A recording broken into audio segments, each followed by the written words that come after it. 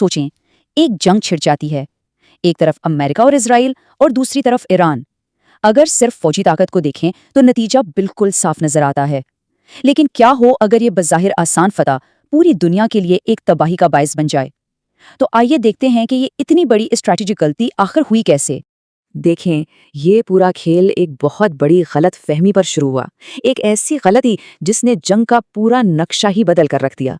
मतलब हमला करने का फैसला तो हो गया, लेकिन असल मैदान जंग को पहचानने में वहीं सबसे बड़ी भूल हो गई। तो कहानी शुरू होती है पहले मरहले से, फिजाई बरतरी। अमेरिका और इसराइल की जो मुश्तरका फिजाई ताकत है ना, वो ईरान पर ऐसी जबरदस्त बमबारी करती है जो देखने में बिल्कुल फैसलाकुन लगती है। यूं लगता है जैसे ईरान की रिवायती फौज तो बस खत्म ही हो गई। और शुरू में तो नताइज बिल्कुल वैसे ही आते हैं जैसी उम्मीद थी। ईरान का फिजाई दिफाई निज़ाम मुकम्मल तौर पर तबाह हो जाता है, उसकी अहम फौजी और सियासी क़यादत मारी जाती है और इसकी बहरिया समंदर की तह में चली जाती है। हर तरफ से खबरें आती हैं कि फतेह हो गई। बज़ाहिर तो लगता है कि जंग ख़त्म और जीत ली गई है, मगर असल कहानी ये थी ही नहीं। फतह का ये सारा शोर दरअसल एक बहुत बड़ी हकीकत पर पर्दा डाल रहा था कि असल जंग तो आसमानों में थी ही नहीं, वो तो कहीं और ही लड़ी जा रही थी।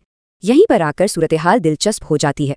असल में यहाँ एक जंग नहीं बल्कि दो अलग अलग जंगें एक साथ चल रही थीं। एक थी फिजाई ताकत की जंग और दूसरी थी जोग्राफियाई बर्तरी की, और दोनों के नतीजे एक दूसरे से बिल्कुल मुख्तलिफ थे। इसको ऐसे समझे, एक तरफ है फ़ज़ाई जंग, मैदानी जंग है ईरान की फ़ज़ाई हुदूद, और यहाँ अमेरिका और इजराइल साफ साफ जीत रहे हैं। लेकिन फिर दूसरी तरफ एक और जंग है, मौशी जंग, और इसका मैदानी जंग है पूरी दुनिया की मईशत। और इस जंग को कौन लड़ रहा है? ईरान, और वो जीत रहा है। तो सवाल ये उठता है कि भाई ईरान ये कर कैसे रहा है? जवाब सिर्फ एक नाम में है, आबनाए हुर्मज़। देखें, ये कोई आम सा समंदरी रास्ता नहीं है, ये तो दुनिया की मईशत की शहरग है। दुनिया भर की तेल की सप्लाई का 5वां हिस्सा यहाँ से गुजरता है, और यही ईरान का सबसे खतरनाक हथियार साबित होता है। और यहीं ईरान की असल हिकमत अमली सामने आती है। ईरान को इस आबनाई पर मुकम्मल कब्जा करने की ज़रूरत ही नहीं है। उसे तो बस इसे इतना खतरनाक बनाना है कि कोई इसे इस्तेमाल ना कर सके। चंद ड्रोन हमले, कुछ समुद्री बारूदी सुरंगें और मिसाइल दागने का खतरा, यानी बस इतना खौफ पैदा कर दो कि इंश्योरेंस कंपनियां हाथ खड़े कर दें और तिजारती जहाज इस रास्ते पर आने से इनकार कर दें। तो जब आबनाए हुर्मज़ अमली तौर पर बंद हो जाती है तो इसके जो असरात हैं ना, वो सिर्फ उस खित्ते तक नहीं रहते, नहीं, इसके झटके पूरी दुनिया की मैशियत को हिलाकर रख देते हैं। समझें कि ये एक माशी सुनामी का आगाज है। जरा इस अदद पर गौर करें। दुनिया में इस्तेमाल होने वाले हर 5 में से 1 बैरल तेल और कुदरती गैस की सप्लाई लाइन काट दी गई है। ये कोई छोटी मोटी रुकावट नहीं, ये आलमी तवानाई के पूरे निज़ाम पर एक बहुत गहरी चोट है। और इसका नतीजा क्या निकलता है? तेल की कीमतें आसमान को छूने लगती हैं। जंग से पहले जो तेल $60 फी बैरल पर था, वो अब $100 से भी ऊपर चला जाता है। ये 70% के करीब इजाफा है, और इसकी कीमत वो पूरी दुनिया को चुकानी पड़ती है। और ये असर सिर्फ पेट्रोल पंप तक नहीं रहता। देखें, मईशत का एक सीधा साधा उसूल है, जब तेल महंगा होता है तो हर चीज़ महंगी हो जाती है। तेल की कीमत में हर $10 का इजाफा महंगाई की एक ऐसी लहर लेकर आता है जो हर घर और हर कारोबार पर असर डालती है। और ये असरात एक के बाद एक डोमिनो की तरह गिरते हैं। सबसे पहले तो आता है तेल की सप्लाई का तारीखी झटका। फिर कुछ ही हफ्तों में महंगाई आसमान से बातें करने लगती है, और अगर ये आबनाएं बंद ही रही तो चंद महीनों में पूरी दुनिया में कसाद बाजारी का खतरा मंडलाने लगता है। और फर्ज करें अगर आबनाएं कल खुल भी जाए, तब भी इस माशी तबाही से निकलने में दुनिया को कई साल लग सकते हैं। इस सारी माइशी अफरा तफरी के बीच जंग की शक्ल ही बदल जाती है। अब ये कोई तेज रफ्तार हमलों की जंग नहीं रहती, बल्कि ये एक लंबी थका देने वाली जंग बन जाती है, जहां एक तरफ ईरान वक्त हासिल कर रहा है और दूसरी तरफ अमेरिका अपने अनमोल वसाइल जला रहा है। अच्छा, इस सब की कीमत क्या चुकानी पड़ रही है? जरा इस पर नजर डालते हैं। सिर्फ चंद हफ्तों की फजाई कार्रवाई में अमेरिका अपने सबसे जदीद टोमाहाक मिसाइलों का 1/4 ज़खीरा इस्तेमाल कर लेता है। ये इतनी तेजी से खर्च हो रहे हैं कि इस रफ्तार को ज्यादा देर तक कायम रखना नामुमकिन है। और ये कहानी सिर्फ टोमाहाक मिसाइलों की नहीं है।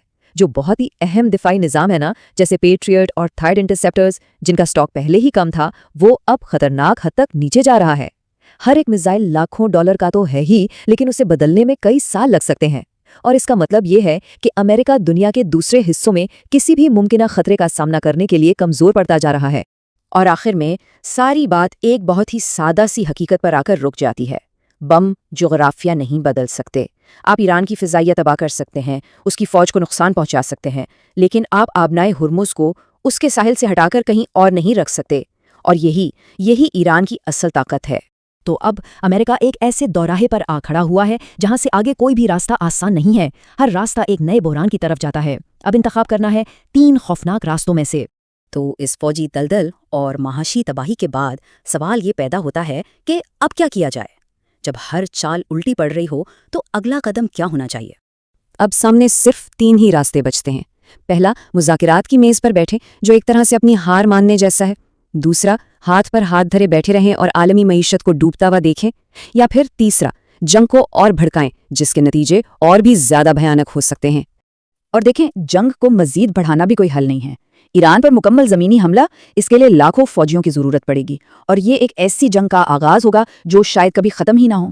اچھا، تو کیا محدود کارروائی کی جائے، ساحل پر قبضہ کر بھی لیا جائے، تب بھی ایران اپنے ملک کے اندر سے ڈرون اور میزائل حملے تو جاری رکھ سکتا ہے؟ مطلب کوئی بھی فوجی آپشن اس جغرافیائی حقیقت کو نہیں بدل سکتا۔ تو یہ ساری صورتحال ہم ایک بہت بڑے سوال پر لا کر کھڑا کر دیتی ہے۔ آج کی جدید جنگ میں طاقت کی اصل تعریف آخر ہے کیا؟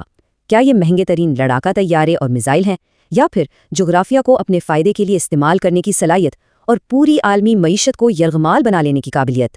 شاید اصل طاقت وہی ہے جو جنگ کا میدان ہی اپنی مرضی سے چن لے۔